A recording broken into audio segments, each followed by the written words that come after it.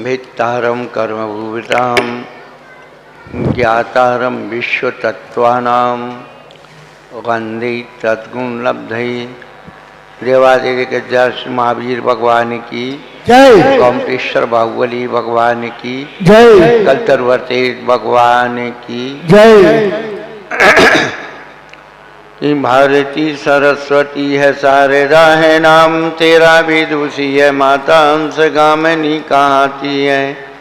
वागीश्वरी जग माता ब्रह्माणी है वर धातु ब्राह्मणी है वाणी है तो भाषा कहलाती है। ब्रह्मचारिणी है माता वाल कुंवारी है तू गो है सुतु देवी है तो विद्या कहलाती है। इतने है नाम तेरे काम तेरा एक ही है। आन के अमित की बुद्धि बस जाती है।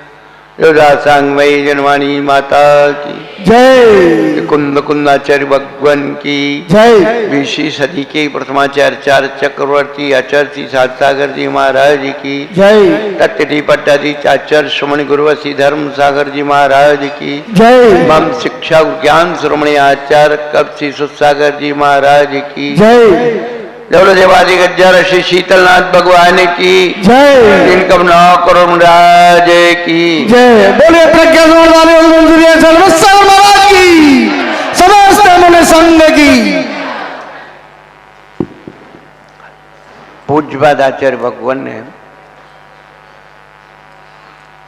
शांति भक्ति ग्रंथ ये शांति भक्ति स्तुति में शांतिनाथ भगवान का स्तवन किया है और उसमें लिखा है न स्नेह शरणं प्रयान्ति भगवन् पादद्वयं ते प्रजाः हेतुस्तत्र विचित्र दुःख निचयाः संसार घोराणवाः अत्यंत स्फुरदुग्ररश्मिनिकरव व्याकीर्ण भूमंडले ग्रीष्माकारयतीन्दुपादिसलिलक् छायानुरागं रवि।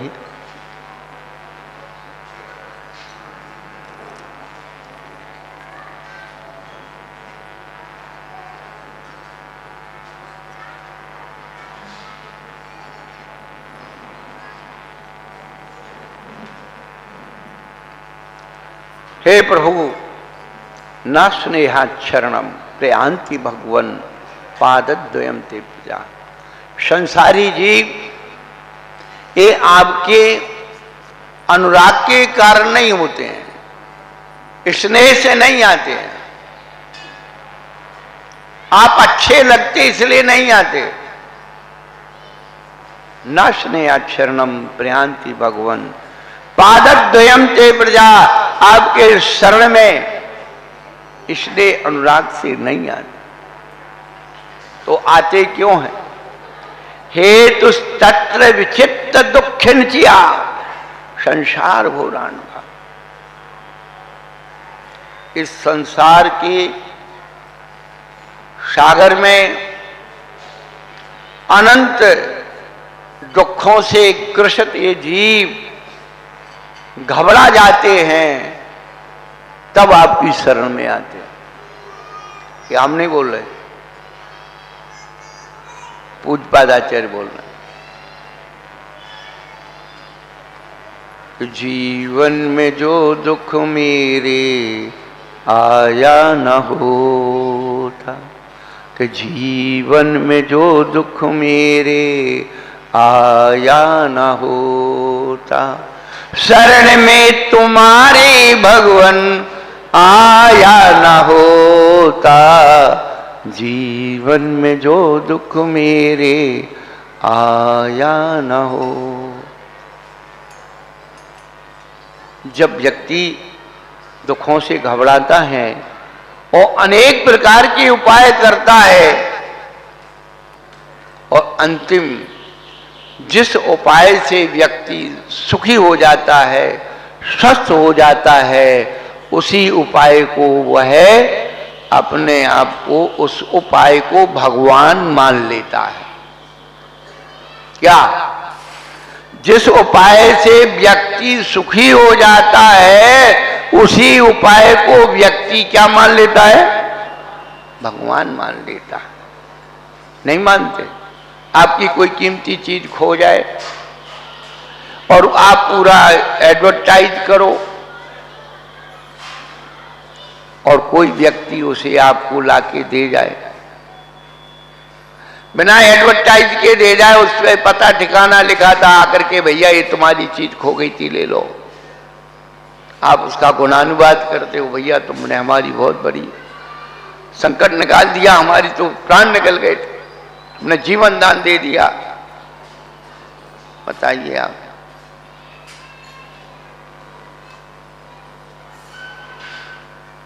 आचार्य भगवान कहते हैं कि ये जीव स्नेह के कारण आपकी हम शरण में नहीं आते, अनेक प्रकार के दुखों से त्रस्त हो जाते हैं, तब आपकी शरण में आते। इसी नसिया में सन 2010 में एक परिवार आया, तो जैन नहीं, सोनीपत चतुर्मास में वो जुड़ा, उसकी कुछ व्यक्तिगत परेशानी थी, भगवान के नाम का स्मरण बताया, उसने जाप पाठ जो भी किया, उसका दुख टल गया। हर साल वो आते हैं, साल में 3 बार 2 बार, जब भी उनको समय मिलता पूरे परिवार के रिश्तेदारों के साथ। वो सीन दिमाग में आता है, उनकी धर्म पत्नी पैर पकड़ के कहती कि महाराज जी, उस दुख को मैं धन्यवाद देती हूं, यदि वो मेरे जीवन में दुख नहीं आता तो फिर मैं आप जैसे महाराज हमको नहीं मिलते, और दुख हमको यहां लेके आया। ना स्नेह, कोई स्नेह से नहीं आता। संसारी जीव अनेक समस्याओं से ग्रसित है, बहुत सारी समस्याएं, एक समस्या नहीं है। आदमी सोचता जरूर है ये समस्या पूरी हो जाए मैं फ्री, ये समस्या पूरी हो जाए मैं फ्री, ये बस एक छोटा सा ये मैं फ्री। कितने लोग फ्री हो गए बता दो? नहीं महाराज, बस थोड़ा सा अटका हुआ। एक समस्या का समाधान पूरा नहीं हो पाता, दूसरी समस्या बिल्कुल खड़ी रहती है।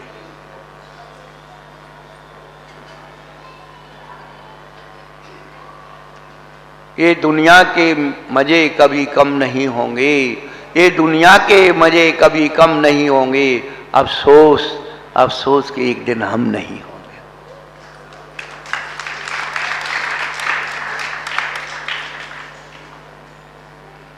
कभी अपने जीवन में समस्याओं का समाधान पाया? हम साहित्य पढ़ रहे थे, एक पुस्तक में एक बहुत अच्छी बात आई। सिपियंस बुद्धिमान, उन्होंने कहा गरीबी 2 प्रकार की है, एक सामाजिक गरीबी, दूसरी जैविक गरीबी। सामाजिक गरीबी क्या है? जब हम किसी से कंपैरिजन करते हैं, अरे उसके पास अच्छा मकान है, कोठी है, गाड़ी है, वो बहुत बड़ा आदमी है, उसकी इतनी फैक्ट्री है, इतना ये है, मेरे पास नहीं। फैक्ट्री वाला भी, गाड़ी वाला भी, वो उसके दिमाग में आता है उसके पास हेलीकॉप्टर है, उसके पास बड़ा लैंड है, उसके पास बहुत खेती है, उसके पास जा। ये सामाजिक गरीबी है।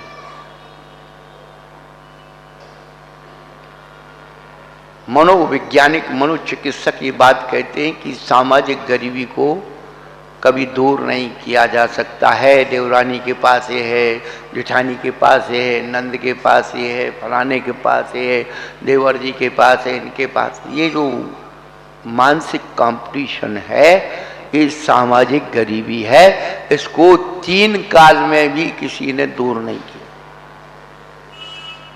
और जैविक गरीबी है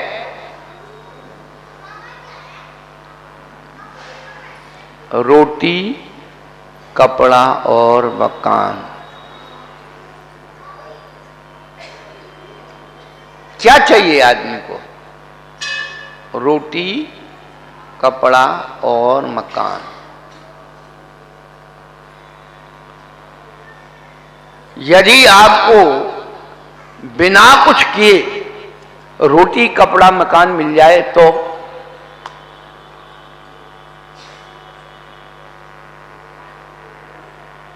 बताइए आप किन किन को चाहिए बिना कुछ किए? मैं आपको बोल रहा हूं।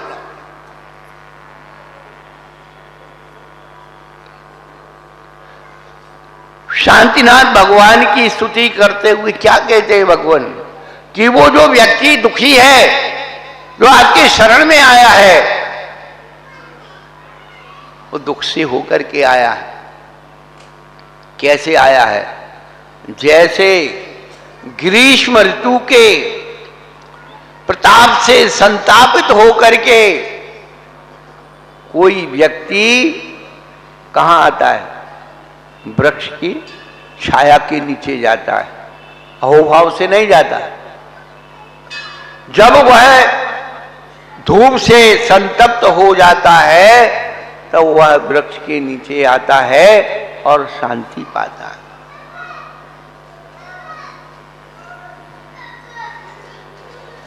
कौन सा वो वृक्ष है?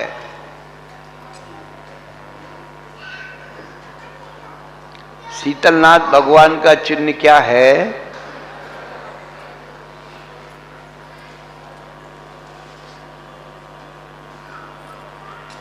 कल्प वृक्ष। हम उनकी छत्र छाया में आके बैठ गए, अब कोई कमी नहीं। आप स्वयं अनुभव कर रहे होंगे, जब से प्रवेश हुआ तब से कोई ना कोई मंगल कार्य यहां हो रहे हैं। मंगल कार्य, एक से एक मंगल कार्य। कल की संगोष्ठी कल्पनातीत थी, कल्पनातीत, नहीं सोचा था। और उन विद्वानों ने भी नहीं सोचा था कि इतने लोग सुनने आ जाएंगे और इतने लोग भीड़ हो जाएगी और व्यवस्था आपको मिलेगी। ये सब किसका चमत्कार है? ये विधान।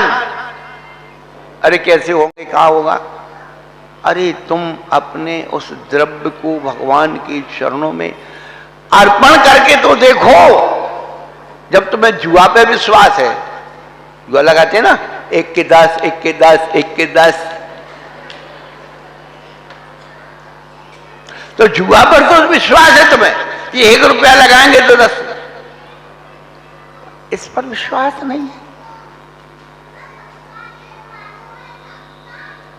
अभी उनने घोषणा की कि भाई इतने इतने दे दो, इतने इतने, सब बैठे हैं। और अभी बच्चा यहां से मचल जाए बाहर चौराहे पे कि बाबा हम तो यही चाहिए, जल्दी निकल आएंगे। सोचो अपनी मानसिकता में।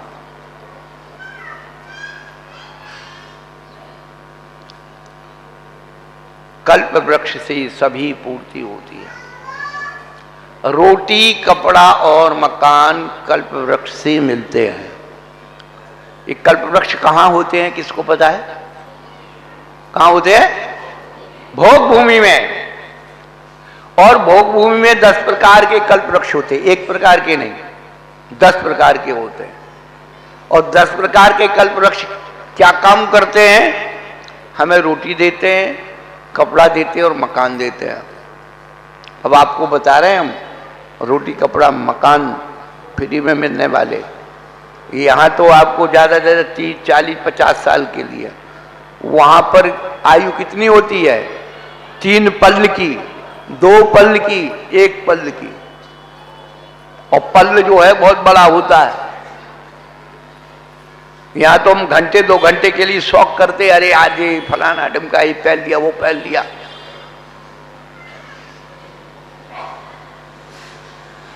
वहां कुछ नहीं करना, वो विधि बता रहे हैं आपको। तो हुआ क्या? वहां पर 10 प्रकार के कल्प वृक्ष होते हैं। सबसे पहले भोजनांग, दूसरा पानांग, तीसरा भाजनांग। जैसे आपके बफे सिस्टम में है क्या रखा हुआ है? भोजन रखा हुआ है, पानी रखा हुआ है और प्लेट रखी हुई है, बड़ा सिस्टम है। तो आप प्लेट उठाइए और फिर अपने आगे जाइए, वहां पर जो है आपकी इच्छित वस्तुएं रखी हुई हैं, स्वरुचि भोज अपने हाथ से लीजिए, खाइए, जाइए, पीजिए। तो 3 तो हो गए क्या? भोजनांग, पानांग और भाजनांग। पानांग में भी वहां बिस्लरी नहीं मिलती, वहां बढ़िया बढ़िया मीठे शरबत होते हैं। पर दूसरा, तीसरा, चौथा कल्प वृक्ष होता है वस्त्रांग। अच्छे अच्छे वस्त्र होते हैं, बहुत सुंदर सुंदर रत्न जड़े हुए वो मिलते हैं। दिन में 10 बार बदलो, 100 बार बदलो, ना उनको धोना है ना सिलना। पर भाई देखो, अकेले कपड़े पहनने से अच्छा नहीं लगता। क्या चाहिए? भूषणांग, अच्छे अच्छे आभूषण। अब देखिए, आपके गले में माला डली हुई है, मुकुट लगा हुआ है, अच्छे लग रहे हैं। पर कहते सोने में सुगंधी कैसे आएगी? तो मालांग जाति के कल्प वृक्ष होते हैं। कितना ही देखो, आपके यहाँ की सारी परंपराएं खत्म हो गई। दक्षिण भारत में अभी वहाँ के लोग जो है, महिलाएं जूड़े में पूत की माला पूजती हैं।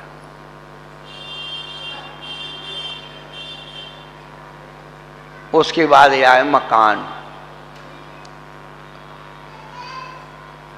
तो मकान जब बना दिया, 4 दीवाली खड़ी कर दी, तो अंदर हो गया अंधेरा। बाहर उजेला था, अंदर अंधेरा हो गया। बाहर उजेला किसका है? ज्योतिरांग कल्प वृक्षों का उजाला है। कैसे हो सकते हैं वो ज्योतिरांग कल्प वृक्ष? जैसे बड़े बड़े स्टेडियम में नाइट लैंप लगे होते हैं, नाइट लाइट लगी होती है, ऐसी चलती है जैसे दिन को भी मात कर दे।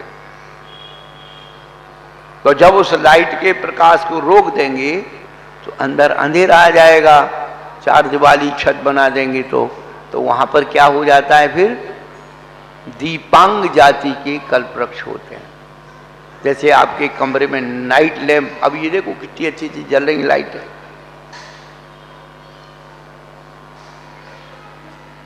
तो ग्रांग हो गया, दीपांग हो गया, ज्योतिरांग हो गया।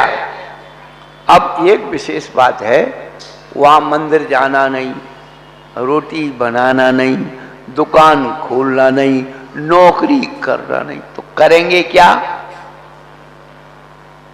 वाद्यांग जाति के कल्प वृक्ष होते हैं। उनसे वो वाद्य यंत्रों के द्वारा ध्वनि निकाल करके केवल नृत्य गान करते हैं, आनंदित रहते हैं। पर एक विशेष बात आपको बताना चाहते हैं कि जब वो भोग भूमि है तो फिर घर की जरूरत क्यों है? कहीं भी रहो, कैसे भी रहो, आनंदित रहो। सब बंधुओं, भोग भूमि होते हुए भी भोगों की मर्यादा होती है। और हफ्सियों जैसे समुद्रों के किनारे बीच में जैसे और जोड़े पड़े रहते हैं, और पशुओं जैसे जो है एक पीछे दूसरे के पीछे नहीं भागते हैं। वो संसार सुख भोगने के लिए उस मकान में प्रयोग करते हैं। उनकी जो संतान उत्पन्न होती है उस मकान में होती है, उस गृह में होती है। इसलिए वहां पर ग्रहांग जाति का कल्प।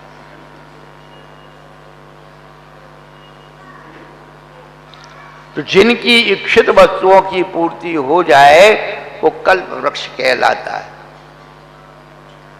एक घसियारे की कहानी सुनाते लोग काव्य में। ये जो है घसियारा था, घास लेकर के लौट रहा था, उसे गर्मी लगी और उसे एक वृक्ष के नीचे बैठ गया। प्यास लग रही थी, मन में आया, अरे यार पानी नहीं है, पानी खत्म हो गया। थोड़ी देर में अपने आप वहाँ पानी आ गया, बढ़िया बढ़िया पानी पिया, डकार आई, अरे यार कुछ खाने को मिल जाता, बढ़िया बढ़िया व्यंजन पकवान अपने आप तैयार। वो देखे यार तो कौर तैयार। वो तो चाह रही मेरे शरीर में बदबू आ रही है, कपड़े फटे पुराने, अच्छे मिल जाती तो तुरंत बढ़िया बढ़िया कपड़े आ।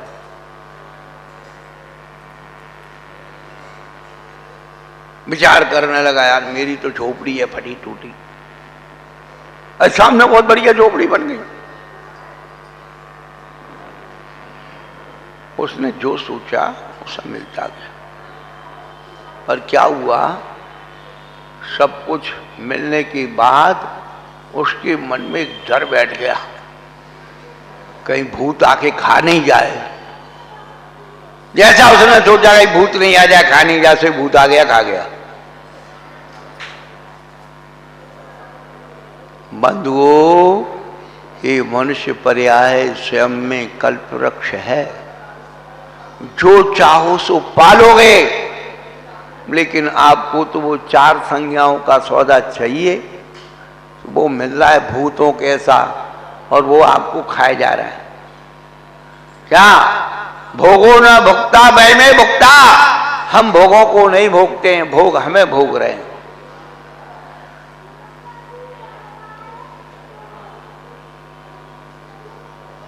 एक कल्प वृक्ष के समान ये मनुष्य पर्याय है, परमेष्ठी की जीवंत पर्याय है, परमात्मा बनने की पर्याय है।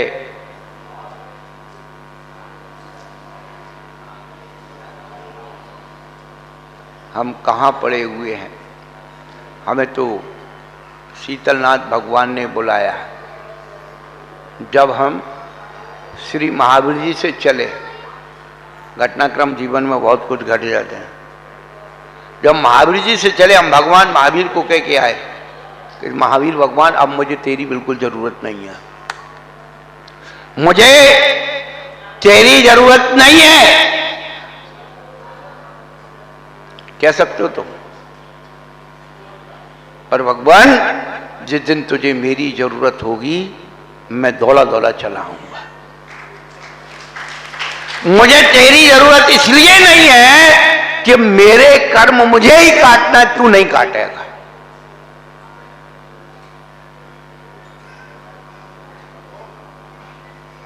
क्या तीर्थंकर दीक्षा लेते हैं तो देवों की जरूरत नहीं होती है। भगवान अपने कर्म स्वयं काटते हैं, और जब केवल ज्ञान हो जाता है तो सारे देवी देवता उनकी पूजा करने आ जाते हैं। आती वो आवाज लगाते कि बेटा ये नहीं मान रहे तो मैं चला आता हूं।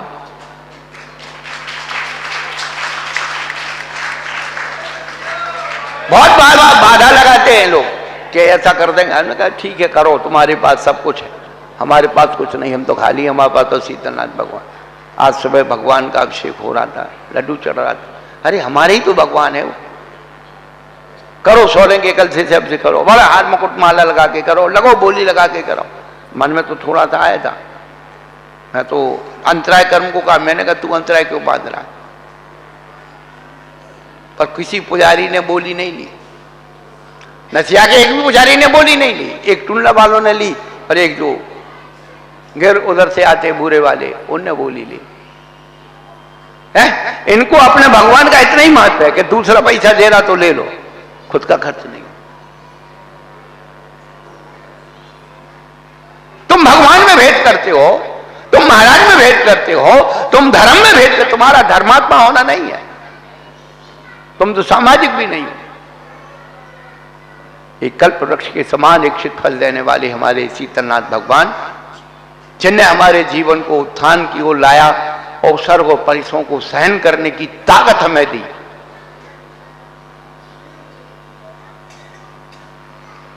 एक सिद्ध देने वाले फल देने वाले भगवान हैं। बंधुओं, थोड़ी सी चेतना को खोल लीजिए, ये अवसर और मौका आपको मिला है।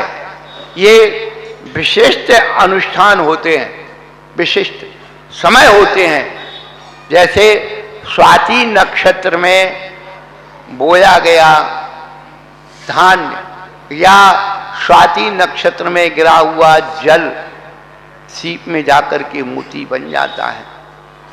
स्वाति नक्षत्र का जल ही चातक पक्षी पीता है, पोखर का पानी नहीं पीता है। ऐसे ही बंधुओं, अपने जीवन में शीतलनाथ भगवान आत्मा को शीतल देने वाले हैं। हमारे कल्प वृक्ष के समान हमारी हर समस्याओं को समाधान करने वाले हैं। आपको चमत्कार बता रहा हूं। लहरी इधर तेल मिल कंपाउंड में अरविंद सराफ और सुमत बाबू ये परिवार रहता है, अग्रवाल है, यहाँ के भक्त हैं।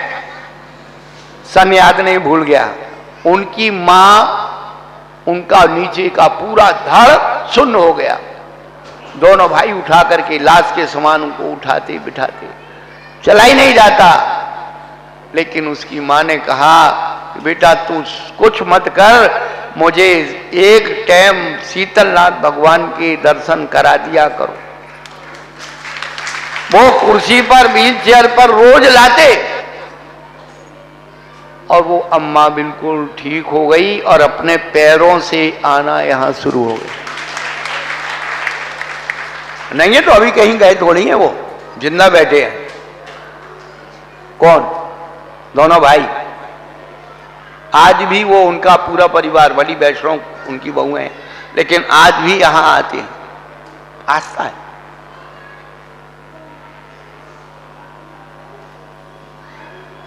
विनय बाबू कह रहे हमारे भैया की आंखें चली गई, गंदोदक में ऐसे ऐसे कर लो तो वो ठीक हो गई। क्यों विनय भाई? है? वो सुधीर है ना, मोहित का पापा। ज्यादा दिन नहीं, अभी 2 साल पहले मोहित की बहन का धड़ चला गया नीचे से, पूरा परिवार परेशान। 15 दिन में वो पैर से चलने लगी। आप इसे स्थान का महत्व, ये ब्रह्म गुलाल की तपस्या भूमि है। इस भूमि पर 4 चक्रवर्ती आचार्य शांत सागर महाराज के यहाँ पर चरण पड़े हुए हैं। ये वो पवित्र भूमि है। यहाँ महावीर कीर्ति महाराज की पवित्र भूमि है। आचार्य विमल सागर महाराज के द्वारा पवित्र भूमि है। ये भूल जाइए, ये भूल जाइए, ये साधुओं की भूमि है, ये पंचों की भूमि नहीं है, ये परमेश्वरी की भूमि है। यहाँ पर वही अच्छा होगा जो हम लोग चाहेंगे। भ्रांतियां निकाल दीजिए। ये अच्छा है, इस स्थान का अच्छा है, और भी अच्छा है। आप देखिए, आप लोग उनको उपेक्षित करते, ये फलाने गड़ी है, ढमके गड़ी है। आप देखिए, अपने आप आए, अपने आप उन्हें प्रभावना की, 10 दिन प्रवचन दिए, उनने भावना रखी, गोष्ठी करो। हमने कहा भाई करो, ये विषय लो। सबने प्रसन्नित होकर के, ये समोशन है जहां पर बैर वोट मिटते हैं। लेकिन भैया, समोशन में भी कौन होते हैं? मस्करी पूर्ण होते हैं। समोशन को छोड़ के भाग जाते हैं, अज्ञान से मोक्ष बताते हैं, महावीर के खिलाफ बोलते हैं। ऐसा मत सोचो कि आज ही हो रहा है, पहले भी ऐसा होता है। यदि कमठ नहीं हो तो पार्श्वनाथ कोई नहीं बनेगा। पार्श्वनाथ को बनाने वाला कमठ है। विरोधी होना जरूरी है। संसद विरोधी से चलती है। अटल बिहारी वाजपेयी कहते थे कि आज हम एक हैं लेकिन नेक हैं, और आगे आने वाला समय हमारा होगा। और आज पूरी संसद उनकी है। आप क्या सोचते हो? इसका नाम धर्म है। ये तुम्हारे घर की दुकान नहीं है, खेती नहीं है। चाहे जब आई बंद कर दी, चाहे जो आई खोल दी, चाहे जो मर दिया कानून बना दिया, चाहे जो मर दिया उठा दिया। अब मोई मालूम ना है, मैं हतो ना है, मोई पतो ना है। ऐसे ना अनाउंस करके बोलो। निर्दोष लोगों को तुम दोषी बनाते हो। समय आने पर उसका जवाब दिया जाएगा। ये शीतलनाथ भगवान बहुत आश्चर्यकारी है। जो भी संकल्प करोगे आपको मिलेगा। ये लो शीतलनाथ भगवान।